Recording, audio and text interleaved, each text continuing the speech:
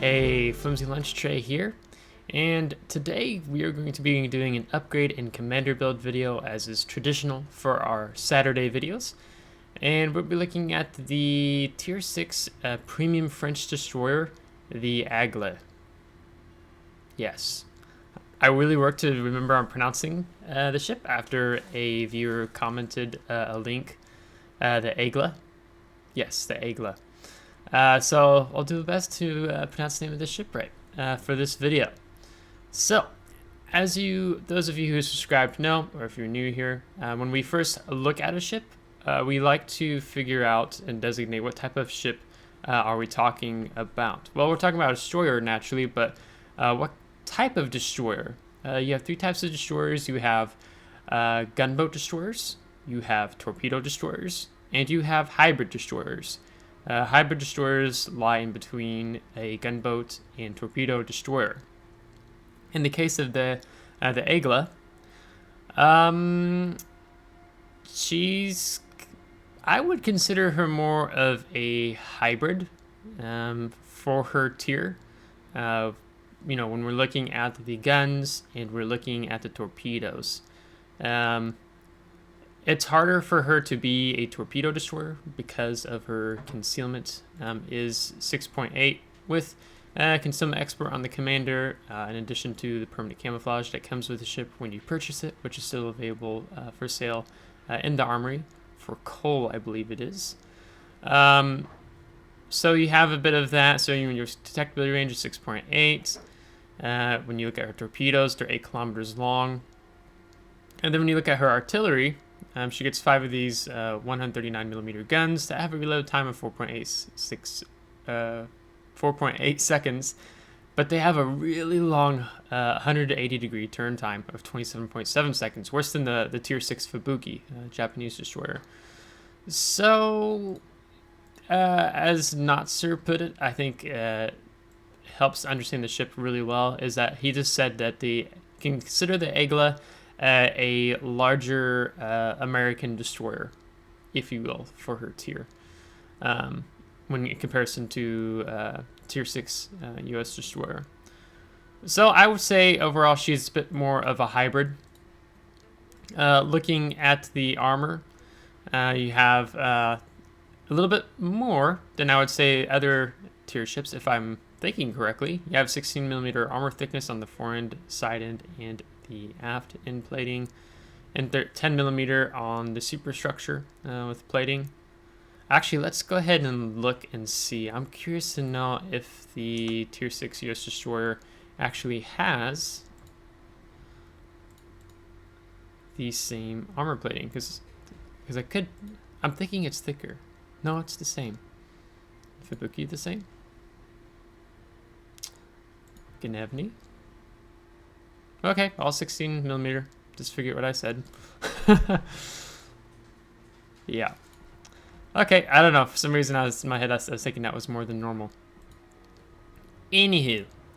So let's go ahead and look at the modules. We'll look at the upgrades, the consumables on the ship. For the Aigle, since she is a premium ship, there's no further researchable upgrades or modules that you have to do for the ship. When you buy her, you get a full setup. Like I said, with the 139mm guns, 4.8 second reload time, and then a 180-degree turn time of 27.7 seconds, which is quite bad. But her HE has a good fire setting chance, and her armor piercing is actually quite good. You don't want to underestimate the armor piercing of the ship. We have survivability expert already on our commander, so we get the 19,100 health pool. She gets 2 triple sets of the 550mm torpedoes with a pretty good, decent reload time of 77 seconds with maximum damage of 18,400, a speed of 57 knots, and torpedo range of 8 kilometers. Gun rise, the main battery firing range is 12.8 kilometers. And her speed without Sierra mic flag or the engine boost is 36 knots. So being at Tier 6, we get 4 upgrade slots. So the first slot is that I would recommend going for is the main armaments modification 1. The risk of the main battery in torpedo tubes from becoming incapacitated is reduced by -20%. The main battery survivability and torpedo tube survivability is improved by +50%, so harder to knock them out. Or they just survive much longer. They won't be perma-knocked. And then your main battery and torpedo tube repair time, if those armaments should become incapacitated, the repair time is decreased by -20%, which is quite good.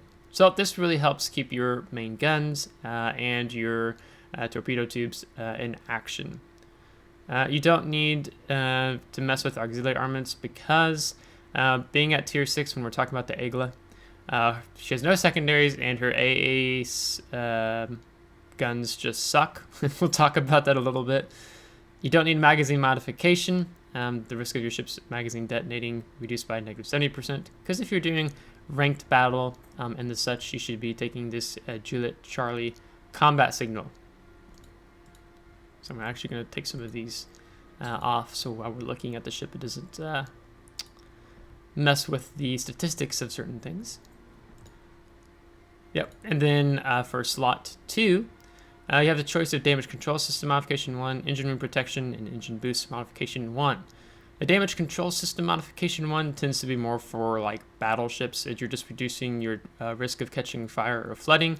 But as a destroyer, your maneuverability between your steering gears and your engine is vital to survival.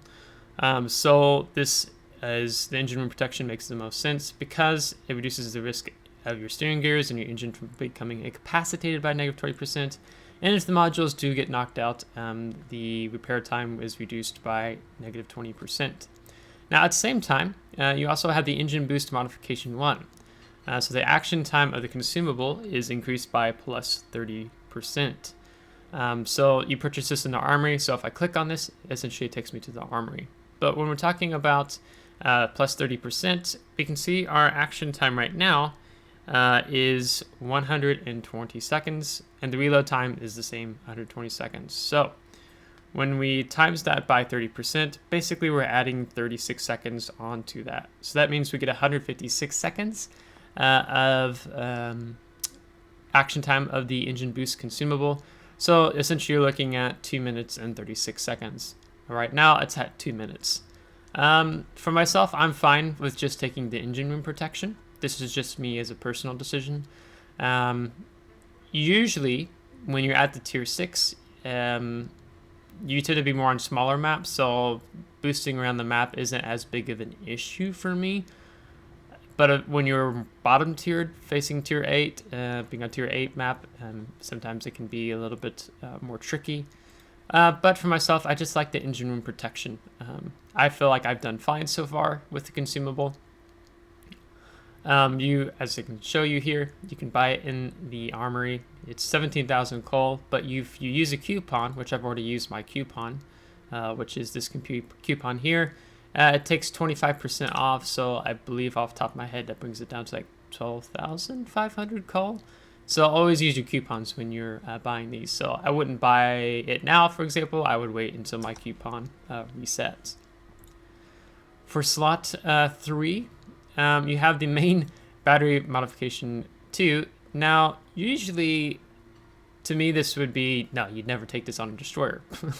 But because of the turret traverse time on the Aigle is so bad, it's 27.7 seconds. So when you add the main battery traverse modification on, let's see, you only shave 4 seconds off. So then you drop down to 23 seconds, which it helps, but it's not the biggest thing in the world since these feel like battleship guns turning. So ideally you want to utilize having your guns in the position that you feel like you're going to run into an enemy destroyer, cruiser, battleship. So at tier 6, to me, it doesn't bother me. So I just don't take it because I actually want to take the aiming systems modification 1. Again, your AA sucks for this ship, so just don't take AA upgrades. So I've taken the aiming systems modification 1. The main reason why I take this is for the maximum dispersion of your main battery shells is reduced by -7%. And also you get the bonus of your torpedo tube traverse speed is increased by plus 20%. So let's say you're yellowing an enemy cruiser, battleship, or something, you get your torpedoes on target much quicker with this. Because when we're looking at her artillery, you have a range of 12.8 kilometers. Now, her shells have a velocity travel time. Let's see, is it? Yeah, 700 ms. They take a while to get to target, especially at range. You can find it harder to hit a target. But what I like about having this, the tighter dispersion of my main battery shells, is if I'm going up against enemy destroyers, or I'm trying to land those shots further away on an enemy battleship with HE, then I can utilize in having tighter groups. And on that note, the armor piercing on the Aigle is fantastic. When you have broadside cruisers, especially, you want to be using your armor piercing because you will just wreck them. You'll kind of be like, oh, I wasn't expecting that kind of reaction. So definitely don't undervalue her armor piercing shells. You also have the torpedo tube modification. So what this does is that your torpedo speed is improved by plus 5%. Your torpedo tube traverse speed is improved by plus 20%, and the risk of your torpedo tubes from becoming incapacitated is reduced by negative 40%. You could take this, I could argue, on the Aigle, just because of the rather quick reload time of the torpedo tubes, since they're a minute and 17 seconds. If you watched yesterday's video, which I'll have a link to that video in the description, where you get to see this build in action, where we were in a ranked match and high caliber, 124,000 damage, you heard me commenting and just like, oh, we just use torpedoes and it now feels like they're back up.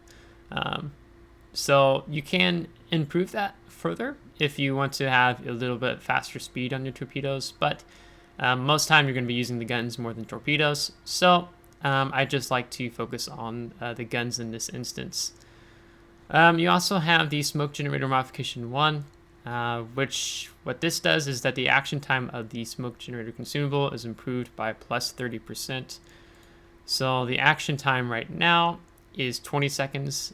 So then you add a few more seconds on, and you just essentially get a longer smoke screen trail. But for myself, these two would be the first options I would go for, especially the aiming systems modification 1, in my opinion, but the torpedo tubes modification 1 also is a viable option.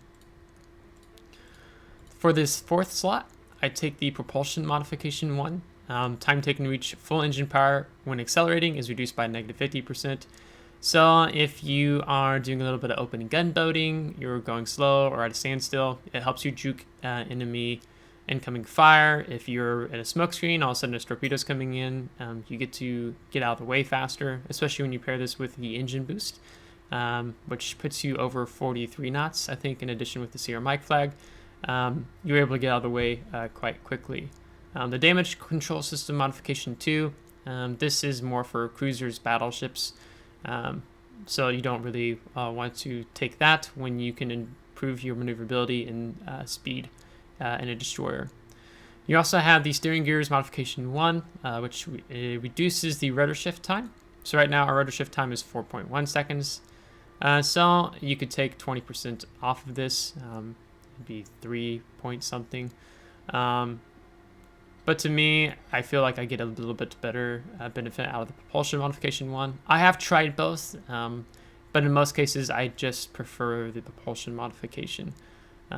But that's also for you to test out if you would like to see for yourself.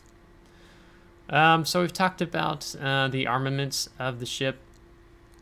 For consumable wise, you get your damage control party, you get 3 smoke generators, and you get 3 engine boost consumables. So let's go ahead and look at the commander. For the Aigle, I have the traditional 10-point bread and butter build. For those of you who are subscribed and have seen these videos I've done before, you can probably just tune out for the next 30 seconds. But if you're new here, I'll talk about that briefly. A 10-point bread and butter build is basically you're focusing on the defense of your ship. After the commander rework of 0.10.0, They reshifted some of the skills around point-wise, so on and so forth. So your first point, you're going to want to take preventive maintenance because this reduces the risk of the main turrets, torpedo tubes, steering gears, and engine from becoming incapacitated by that negative 30%. So that means you get to keep your armaments further online, and as well as being able to keep your engine and steering gears less likely from becoming incapacitated. So that's always ideal for destroyers. For your next 2 points, being a 3-point commander, I recommend going last stand, because if your engine or steering gear becomes incapacitated, knocked out, you are still able to maneuver. You're still able to have some speed in the water. You can still use your steering gear, but you get a penalty. What this does is, if, for example, if your engine was knocked out, you're not just sitting dead in the water and everyone just sees that and they start spamming you, light you up. Or if your steering gears become knocked out, you're not just going around in circles or something until it becomes repaired. So you really always want to take this. It's ideal to have on every destroyer. If you do not take this on destroyer, you're looked at very questionably. Then for a 6-point commander, survivability expert. So what this does is increases the health pool for each ship tier. So we're at a tier 6. So that means we got 19,100 of our total health pool. I can't underestimate how valuable this skill is to destroyers, because what it does is it keeps you in the fight longer. If you get a knife fight with an enemy destroyer and you have this and they don't, you're much more likely to outtrade them. And I've done a lot of game-changing maneuvers, strategies in battles in a destroyer, because I had survivability expert and I only had a couple of 100 HP left. Just even staying alive for your team prevents the enemy team from gaining more points and your team losing points. So definitely take survivability expert. And then for 10-point commander, I'd recommend taking concealment expert. What this does is it reduces the ship's detectability range by negative 10%. So our concealment on the Aigle, we have a 6.8 kilometer detectability range by sea. We have a detectability range by air of 3.1, and mind you, we'll get there, but your AA only has a 3-kilometer range. Your assured detectability range is 2 kilometers, and detectability after firing main guns and smoke is 3.1 kilometers, since she is a little bit of a larger destroyer paired with her guns. So this helps you to, at the tier 6, most destroyers at the tier don't have the best of concealment. Now, when we talk about something like the Fubuki, that changes. For example, I don't have concealment expert, but it would drop down beneath 7 naturally. I moved my commander off this ship for my Farragut. I don't know if I even have a 10-point. Yeah, 7.6. Take 10% off. Then you're actually, I think, maybe even slightly worse than the Aigle, and then throw a permanent camo in on that too, so maybe roughly the same. So you have destroyers, my point, at this tier who don't necessarily already have the best concealment. Here, if we put it on the Gnevny, we would have a 6.3 kilometer, and I don't think I even have a permanent camouflage on, so so let's say 6.2. The Icarus don't have concealment expert, but if we did, we would be underneath 6 kilometer, or and once we also threw in I can just click on it. 6 kilometer, then you throw a permanent camouflage on, you're underneath 6. So most destroyers at this tier 6.3, then throw a camouflage on, it goes even lower. So you're not as bad as, let's say, a tier 8 destroyers, which you have something like the HMS Kosik, which would be, I think it's 5.5 kilometers. So you're not out detected by that much, but regardless, having the concealment expert, in my opinion, is really important for the French destroyer, especially at this tier. Helps you move in, get a little bit closer, because if you do not take this, then you're over 7 kilometer, and then you basically, your torpedo tubes of having 8 kilometer torpedo range, you don't get to utilize your torpedoes as much per se when you're able to stealth torp. That really does make a difference when a battleship player is unaware of your presence. So this is the bread and butter build that I have and would recommend for 99% of destroyers in the game. So what would I go beyond this? So for a 13-point commander, you can see that we're at a 12-point commander currently, so I need one more point.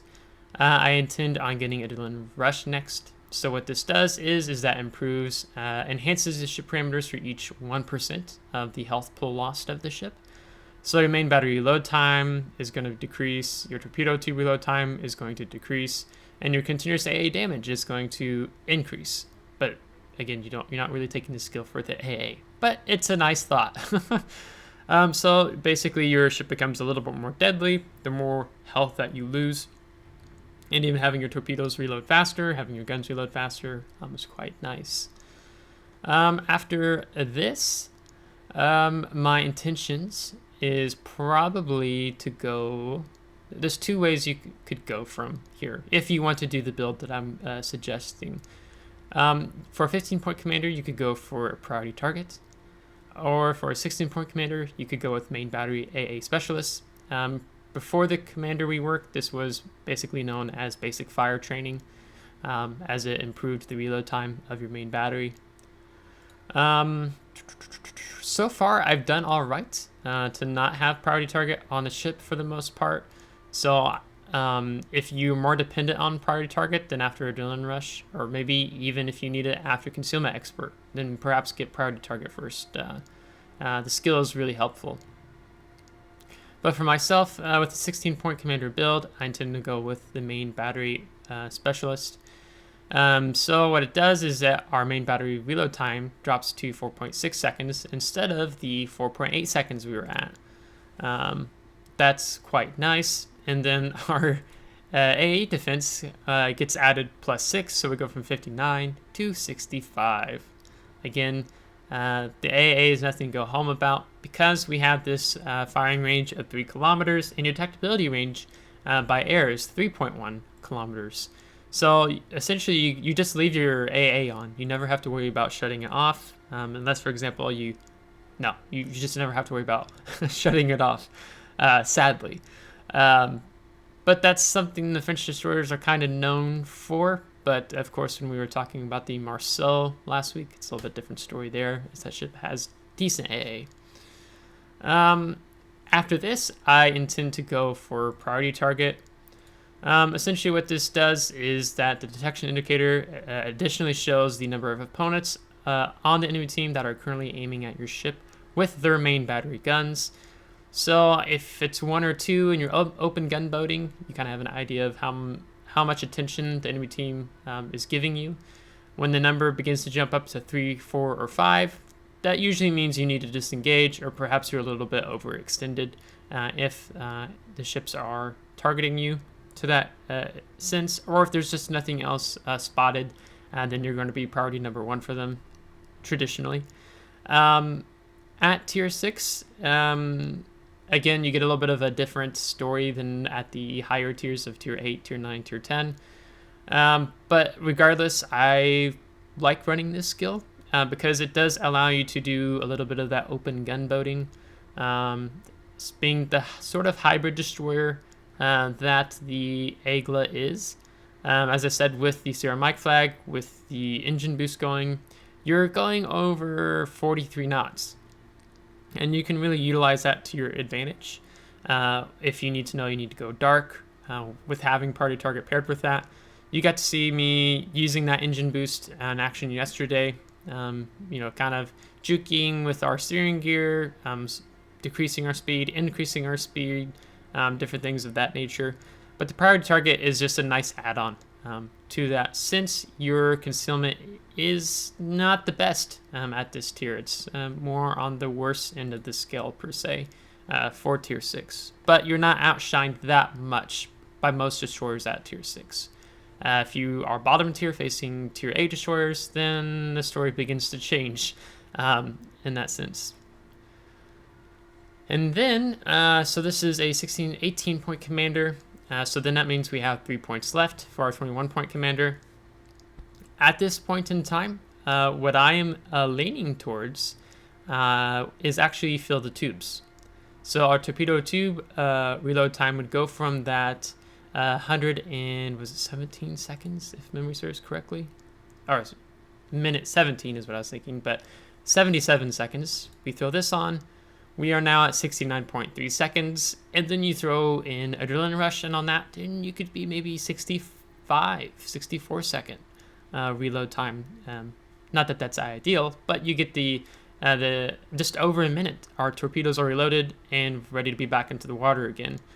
So it really keeps the enemy on their toes. Again, in yesterday's video, that link will be in the description, where you saw me using piloting the Aigle in a ranked battle. We got to dump multiple torpedo sets on that enemy Arizona, and because of the decent reload time that the ship already has, we were able to kill him before he got around an island. So improving that even that much more, in my mind, is quite nice. So again, you get to see that the type of build I'm going for really is of that hybrid destroyer. The main battery we're improving, the torpedoes we're improving. This skill does both. And then we have the priority target just to help as a defense skill for staying in the game longer. Now, there are probably a few different ways one could go.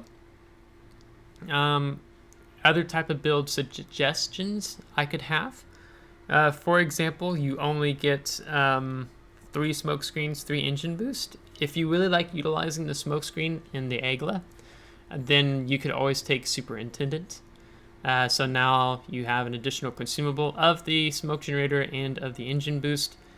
In my video yesterday, I really kind of emphasized trying to use island cover.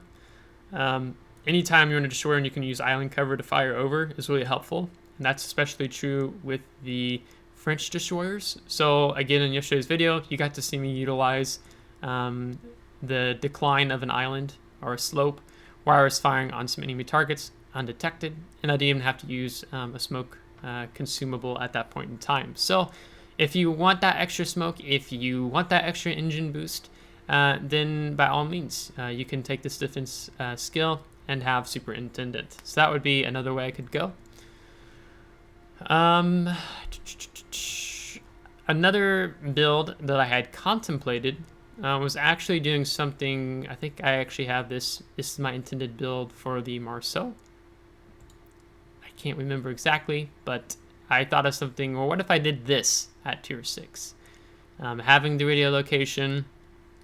This skill, when it's mastered, the player will have the direction to the nearest enemy ship indicated to them. And then an enemy player will be alerted that a bearing was taken on their ship, which is that little located icon that you get like center right of your screen in battle. So then I would have an edge over enemy destroyers, because my concealment, again, is not best in tier at tier 6.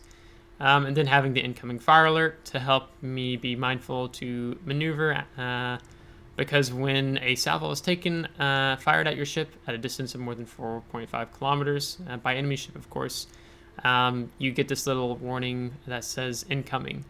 So then that usually means you should be maneuvering your ship.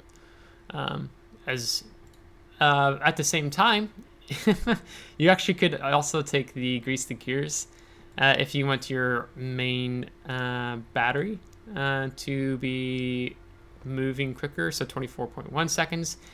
And then if it bothers you, the turret traverse time, if it bothers you that much, you could even take the main battery modification too. So then what happens is you basically get a 30% buff on the 180 degree, the turret traverse time in the Aigle. Not that I necessarily recommend it for myself. When I'm using the Aigle, I just try to have the turrets already facing in that general direction.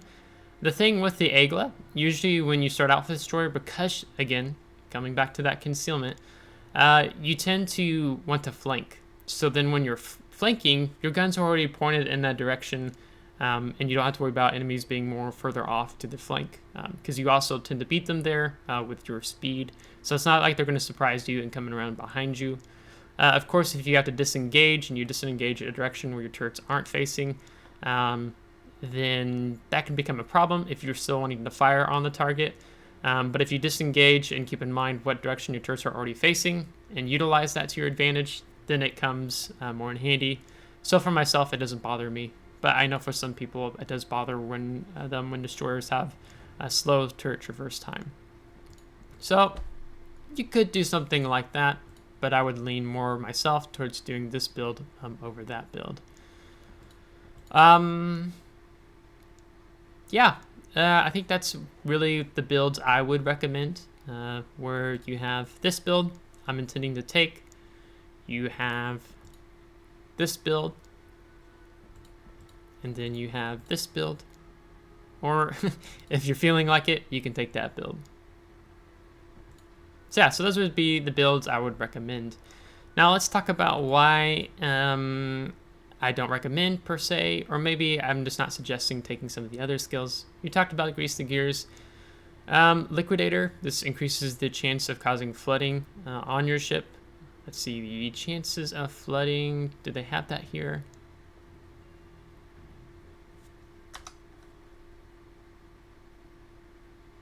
No, I guess you'd have to pull that up on the wiki. To me, there's just, privet maintenance is more important, and then if you're left to one point, the incoming fire alert would be more important for you to take. So it's not a bad skill necessarily, but again, I just think there's other things that you could take with the build options I showed you. You're a destroyer, you don't really need to have gun feeder because you reload at 4.6 seconds with the build I'm leaning towards. We talked about income fire alert, we talked about preventive maintenance. Power technician increases the chances of causing a fire on an enemy target. So right now our chances of setting fire are 9%, but we can actually boost that to 10% when we take a combat signal, being this between these two guys here. So then 10% is what we're rocking now. So I just use combat signals. With your having 5 turrets with a reload time of 4.6 seconds, you're bound to set them on fire sooner rather than later. So, yes. You also have Swiftfish, which increases the torpedo speed time to 60 knots. So let's say you really wanted to have faster torpedoes. And as an example, you could do something like this, where you drop priority target and go for more of that torpedo speed build.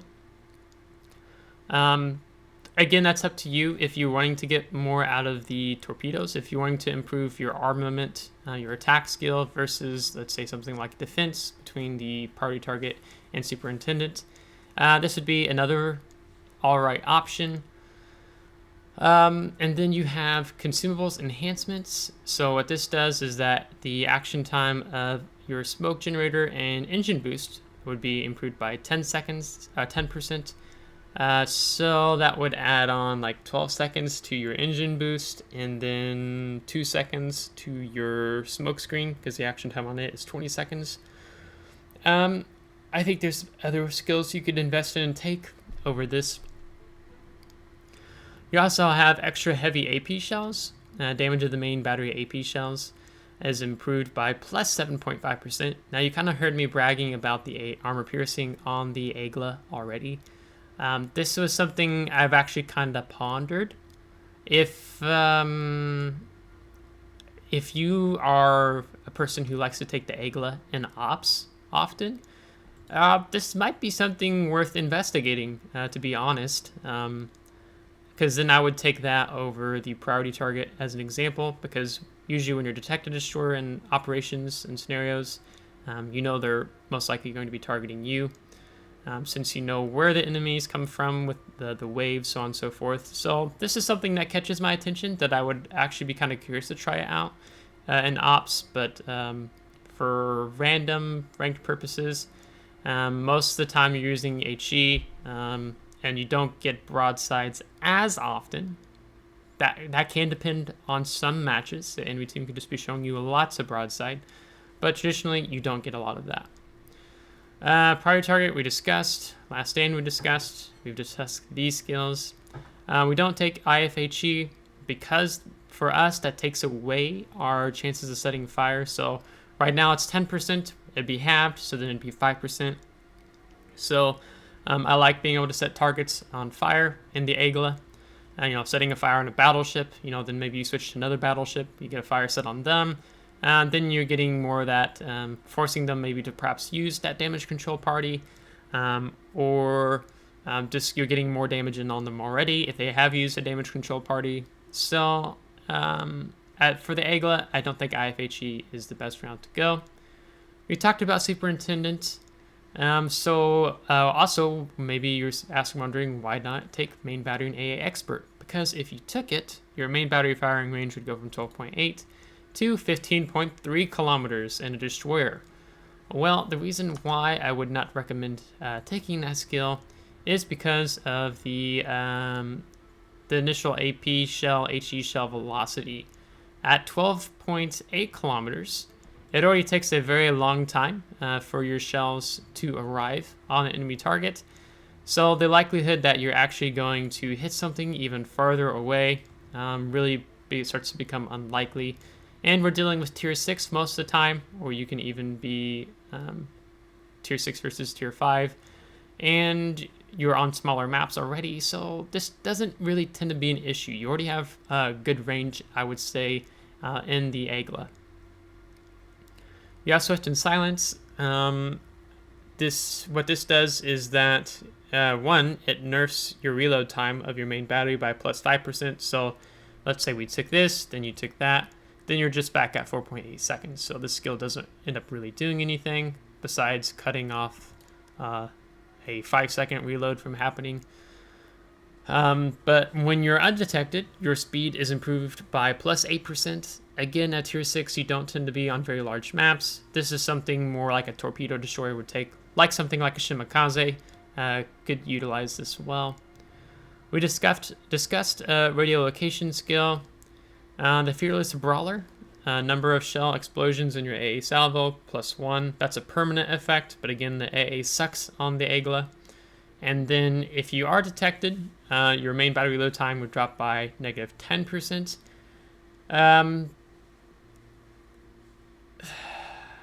I don't, myself personally, for the Aigle at tier 6, to me this just isn't a worthwhile skill to use because, when you're a destroyer, when you can fire in smoke, when you can fire behind an island, that's always the better route to go because you're not risking your survivability, your health pool of your ship. Of course, when you're doing a more open gunboating style, then that's actually not so bad because that would even shave getting closer to a 4-second reload. But at the tier, I like investing my skill points into other things because, for example, if we did something like this, I like being able to have my torpedoes reload faster, and I would almost appreciate having Superintendent over Fearless Brawler just to have that extra smoke screen, extra engine boost. So for me personally, it's not the route to go, but maybe for you as a destroyer player, you really want to take this. We talked about Concealment Experts, and I've talked about Dazzle before. I discussed it more at length in my gearing upgrade in Commander build video.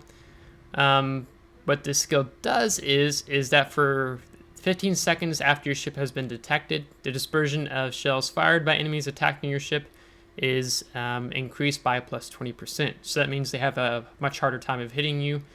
But when Little White Mouse, when she did a review of the skill Dazzle and put side-by-side comparisons, I wasn't impressed. So for me, I would rather use the 4 points here into something more of an attack-oriented skills. So I think that's going to wrap up our video. Again, just in summary, the build I intend to take would be something of this manner. Another build option you could take could be this. You could also take this. Or if you really want to get the most mileage out of your torpedoes, you could take this. But again, overall, I recommend going this route. This is the route I intend to take, but each player has their own preferences sometime. So, yeah. So, if you appreciated the video and discussing the Aigle between the upgrade and the commander build, make sure to leave a like on the video. If you didn't like it, then give it a dislike. Subscribe if you do want to see more of this, as we will continue to cover more ships each week. And if you ever subscribed, I really appreciate it.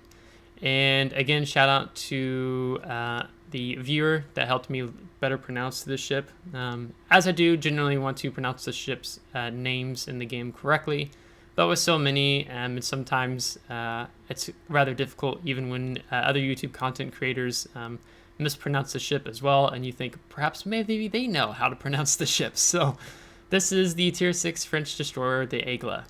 So until next time, take care.